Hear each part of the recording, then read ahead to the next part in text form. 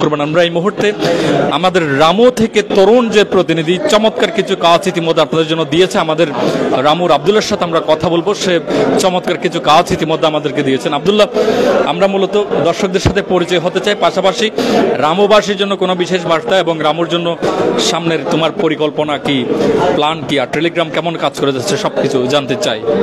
ধন্যবাদ আমার সহকর্মী ইয়াকিম সাহেব। আসলে যেমনটি বলছিলাম আর কি, আলহামদুলিল্লাহ আজকে আমাদের অফিসটা গ্র্যান্ড ওপেনিং হলো। আমি মনে করি যে কি আমাদের অফিসে যারা রয়েছে, বিশেষ করে আমার সহকর্মীবৃন্দ যারা রয়েছে, প্রত্যেকে ক্রিয়েটিভ, অত্যন্ত ক্রিয়েটিভ সহকর্মী পেয়েছি আলহামদুলিল্লাহ। আমি মনে করি জেলার যত দুঃখ দুর্দশা থেকে শুরু করে সফলতার গল্প আমাদের এই টেলিগ্রাম তুলে আনবে।